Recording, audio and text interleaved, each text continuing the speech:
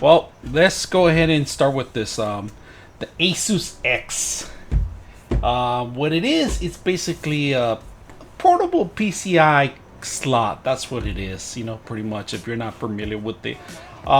This is made for video cards, but today we're going to put a stream card on it, and we're going to try to stream from another PC into it. So let's go ahead and take a look at it and see how well it works. And just to let you know, I don't have a strong PC right now. It does have a Type-C connection that we're going to go ahead and plug it in and see if that works. So let's go ahead and start. All right. First of all, the case itself, you got to make sure you take out the screw in the side of it. All right, that's very important. So let's go ahead and start with this whole thing. And the way it works, you have to push it to the back and this thing comes off. Look, this is all metal. I like it. So that comes off. 2 power cords, but we're not going to need them here because we're actually going to go put an Elgato card. All right, so we're going to put the capture card onto this PCL, portable PCIe 4X actually. So we're going to go ahead and install it, and then we're going to try out a video card in the next video. All right, so basically this is what you have, all right? This works with video cards and it works with an Elgato card. So we're going to go ahead and test out the Elgato card in this. So what I try to do is I try 2 different cards. I have the H60 Pro and the 4K60 Pro. Fortunately, I couldn't get it to work on this one. This one works very well because it has a 4X built in. This is not made for this system, so this one couldn't get it to work at all. It did want to install once, but I couldn't get it because of the wrong PCI port, of course. So we're going to install this one because it does use the latest port, which is the PCI, the X4, I believe it is. And it has to have it on your motherboard in order to work. So if you could get this to work on your computer, you can get it working here. But if not, then you're gonna have issues. So what the easiest part is, like, you grab the system here. If you guys can see, I'm gonna embed it in here. You find the connection, drop it down. You put the screw in here. You put the screw, you close it, you put the secondary screw in connection, and then your Thunderbolt that goes out to your computer goes in here on one side, and then your power, of course. You plug in your power. So we're gonna disconnect this. So power, and then your Thunderbolt, where it says the lightning bolt right here, this is where you actually connect it, and that's where it goes out to your computer. So I'm gonna give you guys instructions on what to do if you have problems. All right, so here we have a 74 all-in-one unit. It's a slim version, not a very good video card. So we're gonna see if we could capture from here. We're gonna open it up right now and see if we can plug this sucker in here. And let's go ahead and put this in the back like this so you guys can see a little bit better. And we do have a lot of connections in here, and we're gonna see if it runs really good, at least if we could capture any device with a Type-C. Let's see if it goes. All right, so we're gonna go ahead and install it. It's a low-end version of this machine. We're gonna go ahead and download Elgato Stream 4K. Go to the drivers. We have to download the actual driver area. So you have to go into Elgato and go into the capture, but then you have to go to downloads in the download area. Sorry, go to the downloads, and then you go all the way down to where it says, let me bring in my fingers down, all the way where it says 4K utility capture. We download the application. It's going to take a couple seconds. We're also going to do OBS so you guys can see you could capture some stuff. OBS, no device capture. Minimize this, go to settings. Oh, it just came on. If you guys can see it, popped in right now. It says Game Capture 4K Pro MK.2. We go to General. We hit OK. Now we're able to capture our secondary device, but no signal. All right, so I finally figured it out. It took me a while. It's not that easy to install this. I mean, I don't recommend something like this. Very simple. I mean, if you guys go in there, you got to make sure. Let me zoom in a little bit more so you guys can see my camera. All right, so right now what I did, I had to go in here and say capture device, I had to say bypass and same as input and merge.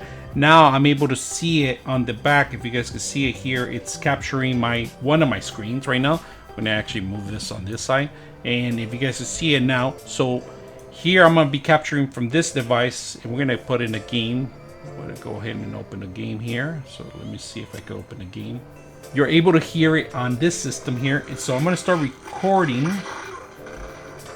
You guys notice it's recording right now. I could pause, record. I'm gonna start recording it right now, and it's capturing everything. So let me move on the keyboard on the other computer. So I'm doing coin ops, and I'm able to capture this. And if I want to put this on OBS now, it's able to do it. So I'm gonna stop it here. I'm gonna say stop.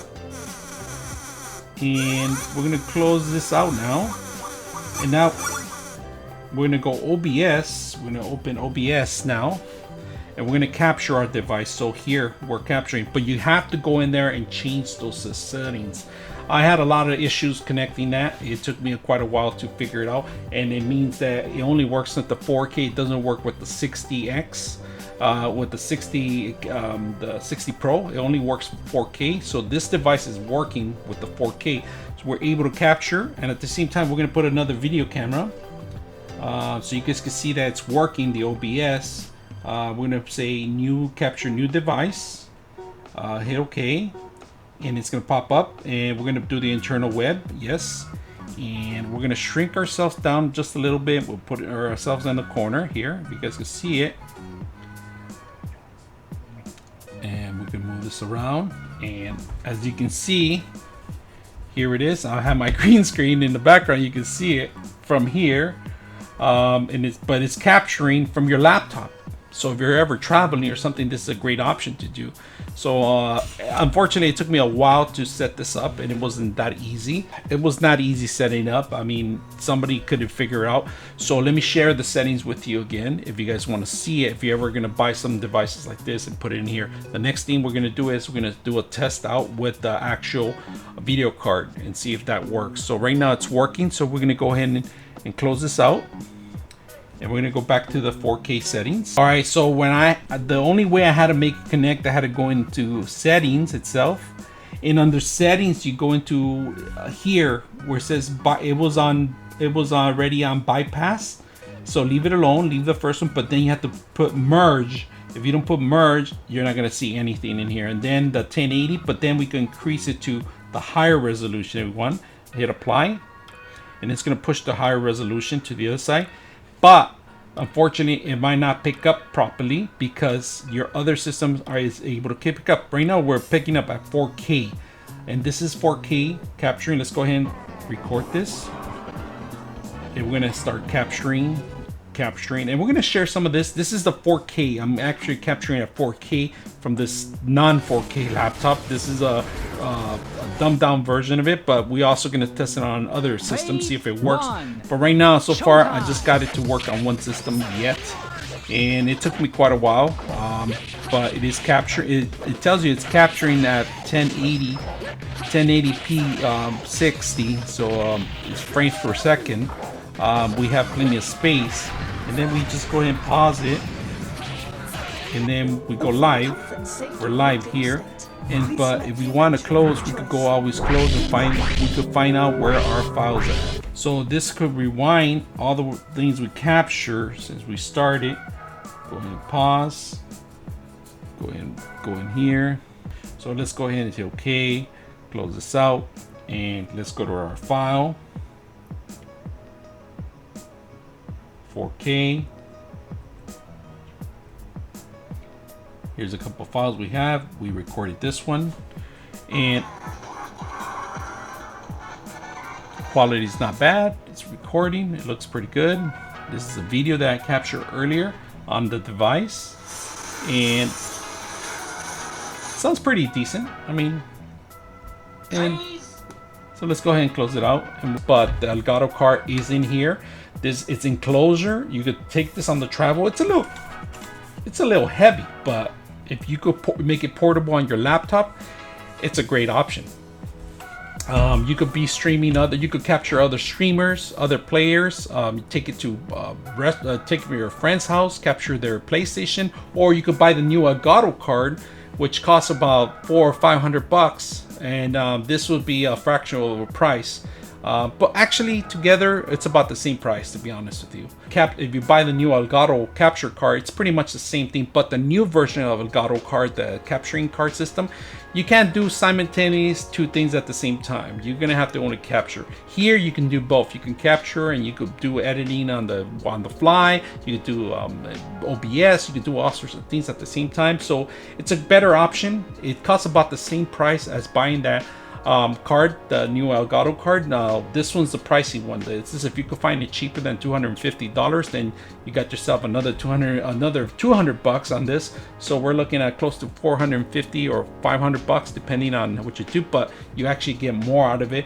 You could use it as a capture card, and you could use it as a video card reader, GPU. So we're gonna do that on the next video, but today we're just gonna concentrate on installing the 4K on this external ASUS GX external GPU card, and also now Elgato card reader, so which is a great thing. So all of you guys that want to buy something like this and don't have the machine to run it, here's your options.